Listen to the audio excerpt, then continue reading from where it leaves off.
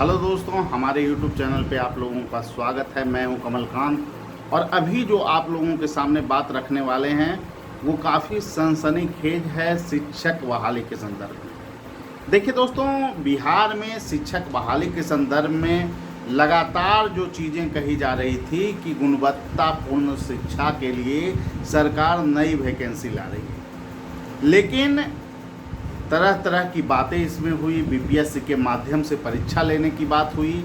अब एक नया जो है चीज़ सामने आ रहा है, उसमें चीज़ें ये है कि पूर्व में नियोजित जो शिक्षक हैं उनको ग्रेस अंक दिया जा सकता है।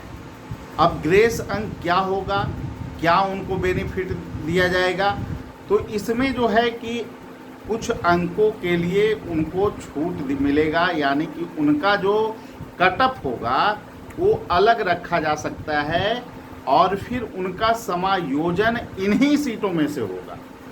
मतलब अगर 40% और 32% गर्ल्स के लिए रख दिया जाए और अगर 90,000 बच्चे प्राइमरी में क्वालिफाई कर जाते हैं नियोजित शिक्षक, तो फिर वो शिक्षक बन जाएंगे और नई वैकेंसी में 0 शिक्षक बहाल हो गए। कुछ इसी तरह के फॉर्मेट पे काम अब चल रहा है। इसीलिए कल विज्ञापन नहीं आया और शिक्षा विभाग और बीपीएससी के साथ जो है कोऑर्डिनेशन का भी अभाव देखने को मिला। पहले क्या था कि बीपीएससी को स्वतंत्र कर दिया गया था कि ये मापदंड है, इसके आधार पर आप सिलेबस तैयार कीजिए और फिर जो है कि आपको बहाली निकालिए और पूरी प्रक्रिया को कीजिए। लेकिन कल के डेट में शिक्षा विभाग ने इंटरफेयर किया और इसका सबसे बड़ा कारण है कि नियोजित शिक्षकों की लॉबी लगातार इस मुद्दे पे काम कर रही है कि उनको जो है राज्यकर्मी का दर्जा ऐसे ही दे दिया जाए बिना परीक्षा के। अब सरकार जो है यहाँ पर दबाव में है। सरकार चाहती है कि किसी तरह इस शिक्षक बहाली को करवाकर अपना क्रेडिट लें कि बिहार में मैंने इतने शिक्षक को बहाल किया। उसे ये मतलब नहीं है कि गुणवत्तापूर्ण शिक्षा चले या ना चले, स्कूलों में शिक्षा की व्यवस्था उन्नत हो या न हो।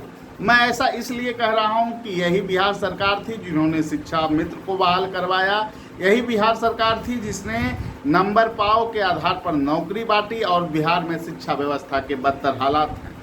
लेकिन आज के डेट में कहा जा रहा है कि हम गुणवत्तापूर्ण शिक्षा देना चाहते हैं। तो क्या 16 साल 20 साल बाद सरकार जागी है गुणवत्तापूर्ण शिक्षा के लिए? और अगर न्यू फ्रेश वैकेंसी ये है ही नहीं, तो किस लहजे से सरकार ये कह रही है कि हम बेरोजगारों को रोजगार देना चाहते हैं? अगर पूर्व नियोजित शिक्षकों को ही आपको परमानेंट शिक्षक या फिर नियमित शिक्षक के तौर पे राज्यकर्मी का दर्जा देना था, तो आपने ये बहाली को ही क्यों निकाला? सबसे बड़ा सवाल ये है कि सरकार जो है क्रेडिट लेना भी चाहती है और बेरोजगारों को नौकरी देना भी नहीं चाहती है। इसका अर्थ आप एक संदर्भ में ये भी समझ सकते हैं कि वर्तमान में बिहार सरकार सरकारी जो शिक्षक हैं, नियोजित शिक्षक हैं, उनको 30,000 रुपया पेमेंट देती है। अगर इन्हें ही नियमित शिक्षक के रूप में या राज्यकर्मी का दर्जा दिया जाए तो इनके वेतन में मात्र सरकार को 12 से 14,000 बढ़ोतरी करनी होगी। सरकार के खजाने पे भी कम खर्च होगा और बेरोजगार को रोजगार देने की कहानी गढ़कर सुशासन की सरकार फिर से रफ्तार तेज पकड़ लेगी।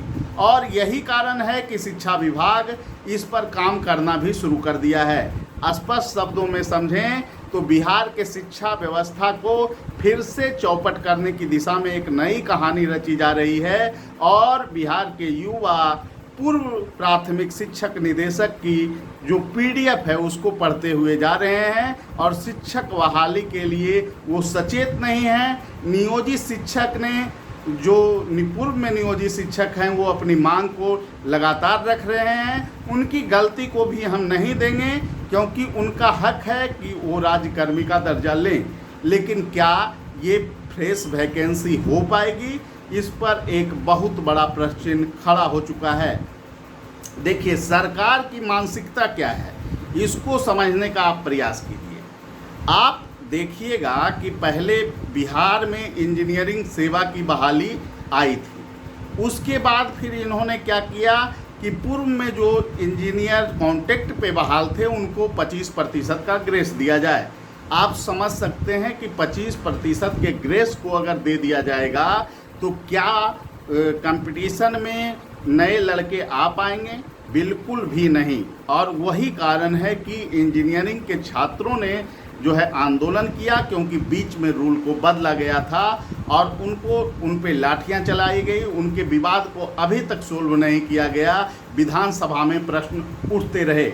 यही हाल शिक्षक बहाली का होने वाला है अगर आप नहीं जागते हैं तो। सरकार तो ऐसे भी पहले से ही कई बार कहानियां बदलने में माहिर रही है। आपको पता होगा कि स्टेट की जब परीक्षा ली गई तो उस समय भी कहा गया था कि इन युवाओं को सीधे नौकरी दी जाएगी, जो क्वालिफाई करेंगे मेरिट में उनको बिहार के स्कूलों में भेजा जाएगा। लेकिन फिर सरकार ने पाला बदल लिया और कहा ये क्वालिफाइंग परीक्षा है। बिहार में ऐसा होना लाजमी है और समय समय पे होता रहता है।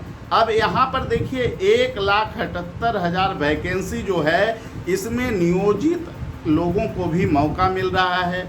हम लोग इसका विरोध नहीं करते हैं, नियोजित लोगों को मौका मिले, लेकिन 1,78,000 फ्रेश वैकेंसी हो, इसकी मांग कोई युवा संगठन क्यों नहीं कर रहा?